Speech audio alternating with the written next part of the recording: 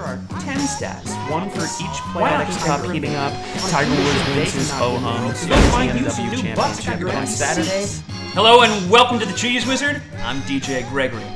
Alright, so my World Series hangover is finally starting to fade, and it's time for us to jump into the football season. So we're going to get right at it with a winner, a loser, and a prediction, as always. And I want to talk NFL and college football, because I think there's good things happening in both places. First off, the NFL, what have we learned in the first 11 weeks? Well, we know there's a couple of great teams, the Colts, the Saints, the Patriots, the Vikings, led by Brett Favre. We know there's a lot of terrible teams. We know there's a lot of teams in the middle, some schizophrenic teams, and I want to talk about one of those teams right now, and it's the Tennessee Titans. Because my winner this week is Jeff Fisher, the head coach, and Mike Heimerdinger, the offensive coordinator of the Tennessee Titans. Why? Because let's be honest, Vince Young had a gun to his head a year ago.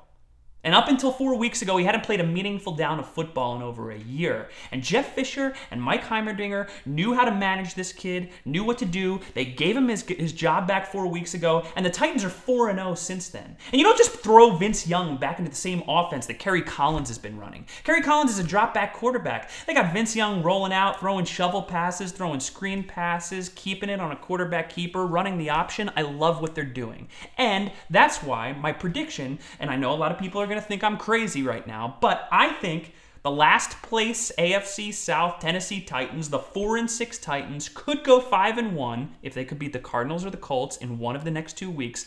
They could go 5-1 in their last 6 games, finish 9-7, and grab a playoff spot. I know it sounds crazy, but you heard it here, and watch for it. Okay, here's my loser. My loser comes from college football, and it's the BCS. I know everybody's talking about how much they hate the BCS, how much they want to have a playoff, but here's why I believe the NFL proved how terrible the BCS is this week. And go with me here for a second, because it's kind of a theory. But look, the Pittsburgh Steelers and the Cincinnati Bengals, two of the best teams in the NFL, played each other last week and beat the crap out of one another. They were bruised, banged, tired, and they both came out and they both lost to the Oakland Raiders and the Kansas City Chiefs, the two worst teams in the NFL.